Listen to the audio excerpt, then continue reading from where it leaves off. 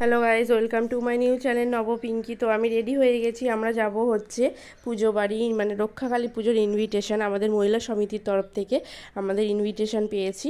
আমাদের মোট 18 জন মেম্বারকে বলেছে, তার মধ্যে আমার আর আমার বোনের নাম আছে। তো আমরা যাব এখন রক্ষাকালী পুজোর ইনভিটেশনে। তো আমাদের বারাড়িতলায়ও আজকে রক্ষাকালী পুজো। তো আমি রেডি হয়ে গেছি, আমার বোন এখনও রেডি হয়নি। তো দরজাটা দিয়ে এখানে আমরা দাঁড়িয়ে আমি ওয়েট করছি আমার বোনের জন্য। আমি, আমার ছেলে আর আমার বোন যাব। তো বোনের হয়ে গেছে, আমরা মানে বেরিয়ে গেছি। তো আমার বোন এটা চুড়িদার পরেছে আর আমি শাড়ি পরেছি। তো আমাদেরকে কেমন লাগে তোমরা কিন্তু অবশ্যই বলো। তো আমরা এখন বারাড়িতলায় যাব। বারাড়িতলাও আজকে রক্ষাকালী পুজো হচ্ছে। তো এখানে ঠাকুর এসে গেছে, বাউন ঠাকুর সব গোছাচ্ছে, আর পাড়ার কাকিমারা জেঠিমারা মিলে ফল টল সব কেটে বারাড়িতলার পুজোটা গোছাচ্ছে। তো এখানে মাকে একটু প্রণাম টোনাম সেরে এবার আমরা বাকি যারা আছে মানে মেম্বার, তারা তো এখনও আসেনি মহিলারা, তো ওদের জন্য আমরা এখানেই ওয়েট করব। তো ওরা সবাই একসঙ্গে মিট হলে তারপর আমরা পুজো বাড়ির উদ্দেশ্যে যাব। তো এখানে প্রণাম করছি, দেখতেই পাচ্ছ। তো প্রণাম করা হয়ে গেছে। এবার আমরা দেখিয়ে দিচ্ছি, একটা গামলি নিয়েছি পুজো বাড়ি, মানে পুজোর এই রক্ষাকালী পুজোর ইনভিটেশন বাড়িতে এটা গামলি দেবো। আর ফুল আর মিষ্টি নিয়েছি, এই হচ্ছে সেই গামলি। আর ফুল মিষ্টিটা তোমাদেরকে আর দেখালাম না, এই যে সবাই আমরা দাঁড়িয়ে আছি, আর দুই একজন আসলেই আমরা বেরিয়ে যাব পুজো বাড়িতে। তো এই সবাই এসে গেছে, দেখতেই পাচ্ছ। তো এবার আমরা পুজো বাড়িতে যাচ্ছি হেঁটে হেঁটে, যেহেতু সামনেই। তো নিচে মানে গেট করেছে পুজোর, এই যে হচ্ছে সেই গেট। কিন্তু এই নিচে আয়োজন হচ্ছে না, পুজো হচ্ছে 4তলার ওপর। তো তোমার সিঁড়ি দিয়ে উঠছি আমি 4তলায়। ভিডিওটা স্কিপ করবে না, দেখতে থাকো।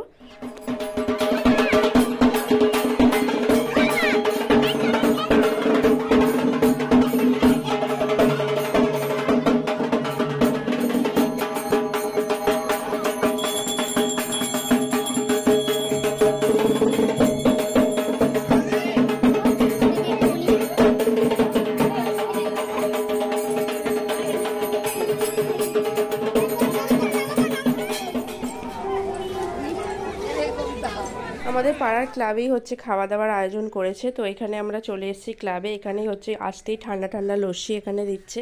তো আমার ছেলে বায়না করছে লস্যি খাবে বলে, যেহেতু ঠান্ডা লেগে যাবে, তাই ওকে আমি আর লস্যিটা দিলাম না। ওকে বললাম চ, যেখানে পকোড়া দিচ্ছে তুই ওখানে যাবি চ। তো ওকে পকোড়ার স্টলের কাছে দিলাম, ও পকোড়া নেবে বলে দাঁড়িয়ে আছে। আর আমি ঠান্ডা ঠান্ডা লস্যিটা হাতে নিয়েছি, ও খালি হাত দিচ্ছে। তো আমি বলি হাতে বেশিক্ষণ ধরে রাখলে হবে না, আমি তাড়াতাড়ি করে লস্যিটা খেতে আরম্ভ করে দিয়েছি, কারণ আমার হাতে যতক্ষণই থাকবে ও বায়না করবে খাওয়ার জন্য। তো ওকে আমি পকোড়া আর ফ্রেঞ্চ ফ্রাই দিয়ে বসিয়ে দিয়েছি একটা চেয়ারে, ও শান্তি করে বসে খাক।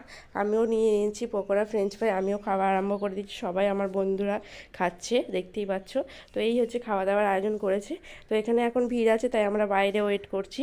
তো খাওয়া দাওয়া সবার হয়ে গেছে, এবার আমরা বসবো, এই ব্যাচে বসে পড়েছি। তো এখন বাজে হচ্ছে রাত 11টা। তো বুঝতেই পারছো খুব জোরই খিদে পেয়ে গেছে আমারও, আমার ছেলেরও। তো এবার খাবারের জন্য অপেক্ষা করছি। তো ফাইনালি খাওয়া শুরু।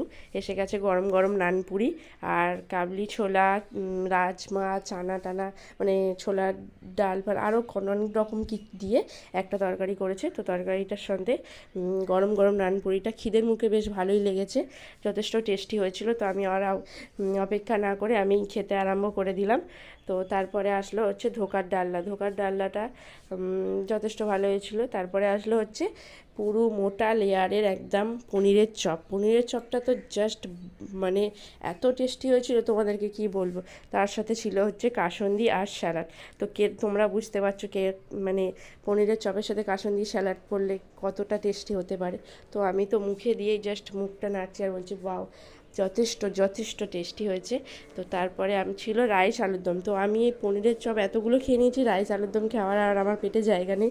তো রাইস আলুর দমটা আমি পুরো স্কিপ করে গেছি। তারপরে গেছি ডাইরেক্ট চাটনি পাঁপড়ে। আমার ছেলের তো পাঁপড় ফেভারিট, ও দেখো পাঁপড় পুরো ভর্তি করে নিয়েছে পাতে। তো পাঁপড় খাওয়া আরম্ভও করে দিয়েছে।